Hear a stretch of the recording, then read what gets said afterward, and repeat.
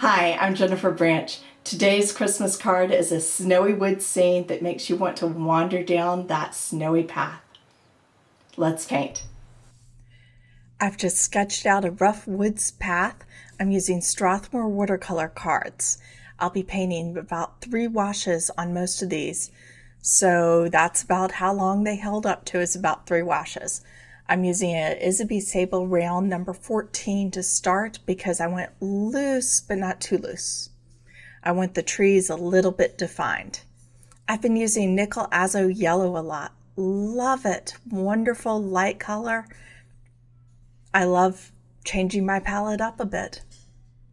After this is dried completely, it doesn't look like much of anything, but the first wash does need to dry completely.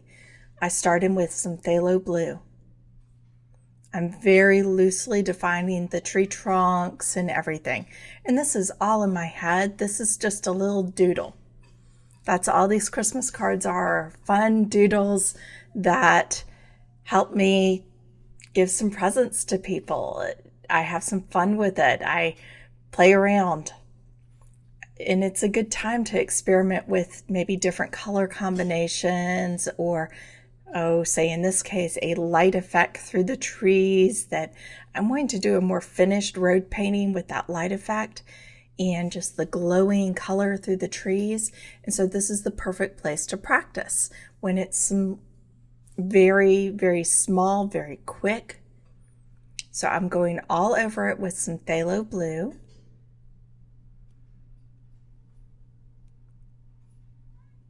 And just a lot of verticals. And remember, the lights from it, everything is backlit, so the shadows are going to come towards me. And there's some snow. One reason I don't have pictures of it, because we don't really get snow here in Georgia. I mean, it's very exciting, and the one snow plow per county does struggle to keep up, but we don't really get snow here. But I have always loved the light on the snow and the feeling that just, it's a very harsh, cold light with lots of blues and purples in it, but also some gold reflections. So this is burnt sienna and a little bit of the Pthalo Blue. Remember, this is quick. This is a sketch. Not so worried about my color here. I'm just playing around with the different combinations. But I want some strong darks quick.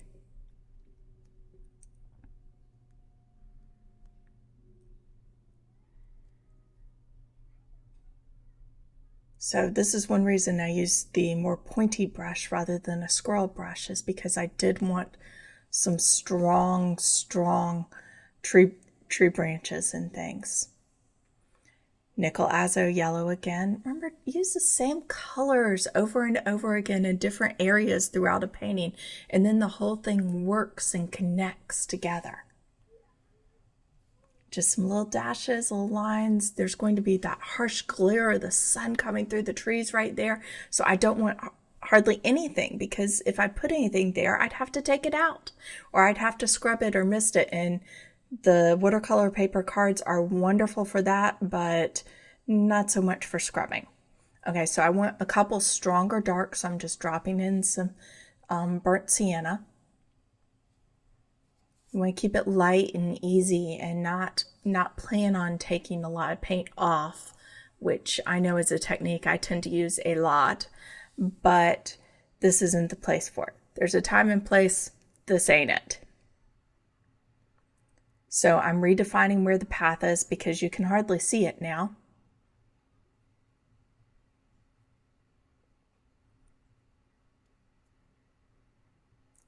Golden light through the trees.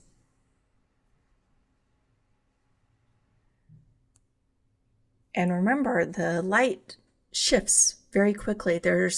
When the light's that low winter light on the sun, it doesn't bounce around everywhere. It bounces around beautifully in one area right towards the sun.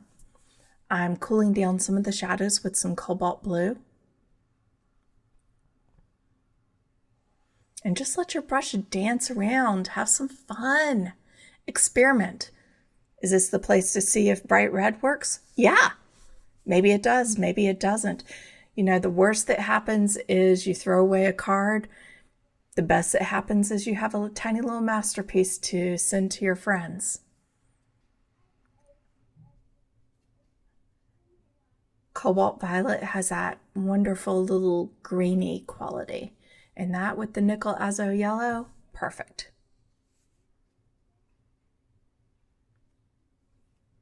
Just let them drip together. Let the painting paint itself. Watercolor really is like that. Okay, let it dry completely. Now I'm using a rigger, redefining some of those trees. I want some very strong darks. Remember, this is a tiny piece of paper, so rigger's kind of useful. But also remember, I was using a number 14 for most of it, and it almost ends up as tiny as the rigger. So having a very well-pointed, lovely sable, or even a nylon, but a brush with a good tip on it makes all the difference in the world.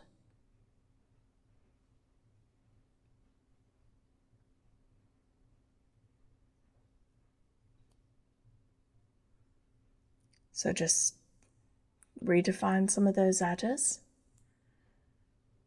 Pull it along. And remember that everything will dry tremendously lighter than when you first paint it. It changes drastically. Think of the value has to be twice as dark every time when you paint it, because it will dry half of that.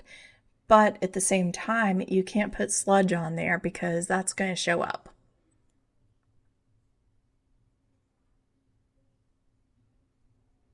So I'm going to need some shadows, but you're starting to see where that light is coming through the trees. And haven't you ever been on a winter day like that, where you just see the light and it's this crisp winter light? It's not golden, lazy summer light. It's very crisp.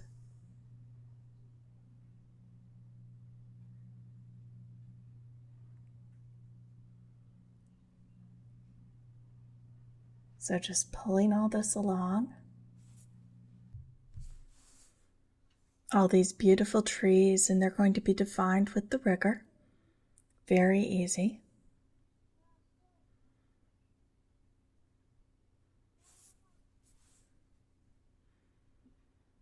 Strong darks.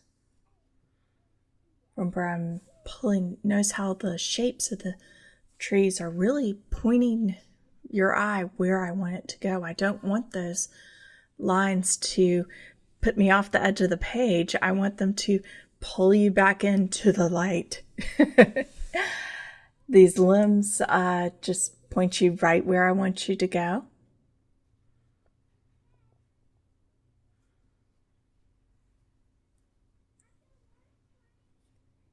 See how everything in this is not so subtly pointing the viewer's eye in the direction I want it to go. And now the trees are starting to have a little personality. You can kind of see more what kinds they are. Looking at some pines and that sort of thing.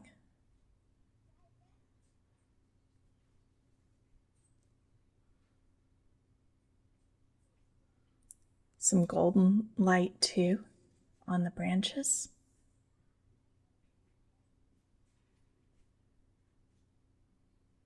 So this is a great opportunity to practice your rigger strokes.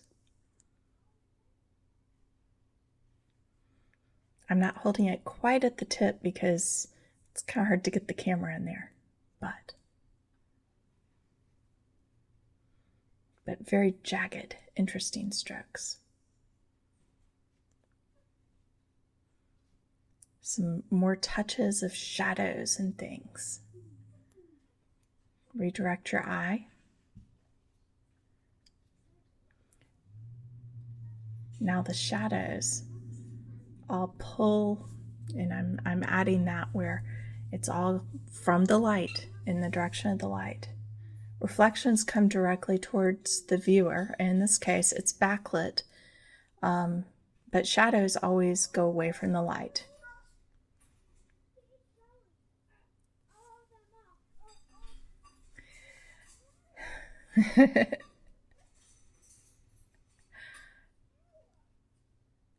Phthalo Blue is a great light, a great color for that cool light. Has just enough warmth in it, and it's a really good mixer color too.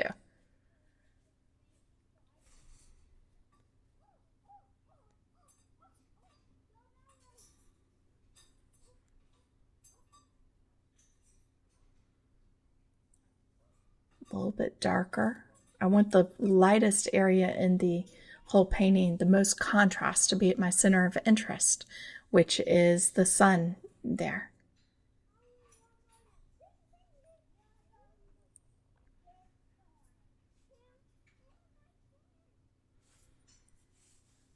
So I'm just using the same colors over and over again.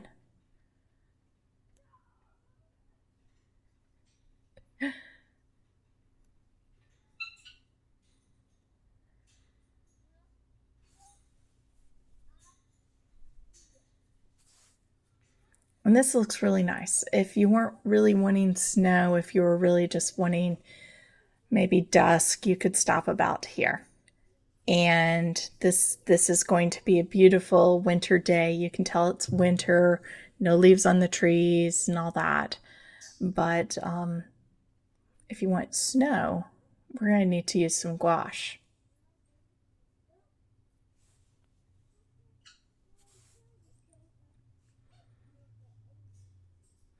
So I'm using the rigger because I want very choppy strokes on that. I want to kind of gob it on and smear it around and have it vary, because snow really reflects what's around it, and you can't necessarily see through it, but you do see lots of reflections on it because white doesn't so much show up,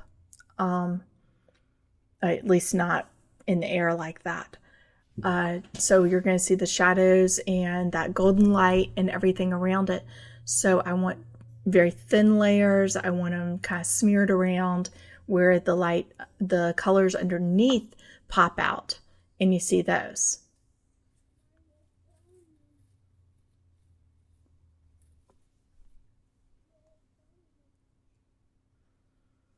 So just playing around, and the rigger is perfect for this because Sable would be too soft. A squirrel, you might do all right with a squirrel, but this is easier. Anything like a nylon brush is going to kind of clunk it on there where you have gobs of paint. And yeah, I want gobs, but I want them loose with the interesting edges and stuff.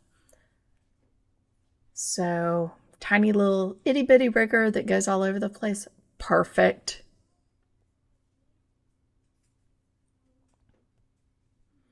Now you're really seeing that light, aren't you?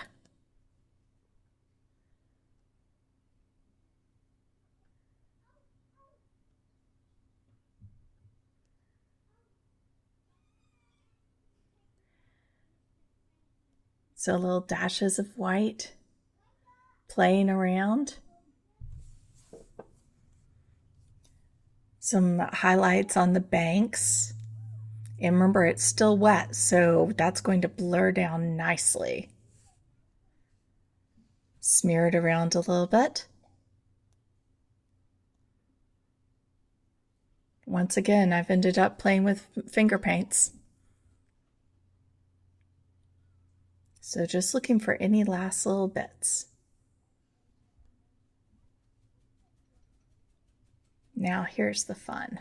Some splatter paint. It's a Christmas card. You gotta have fun with splatter paint. And this is very effective, especially because it is still wet. And that means that some areas are going to blur and some areas are going to be a little white snow. So you can see the falling snow in the winter light.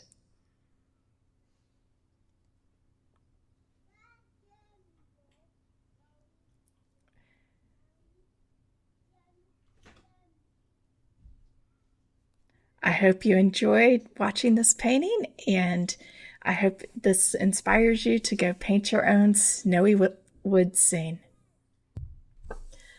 For materials and other information about this, please check out my website, paintingwatercolor.com. May joy be with you this holiday. Happy painting. I hope this inspires you to paint Christmas cards for your loved ones this year. Nothing makes a more thoughtful Christmas present than something you made yourself. I hope you and your loved ones have a joyful holiday this year. Happy painting.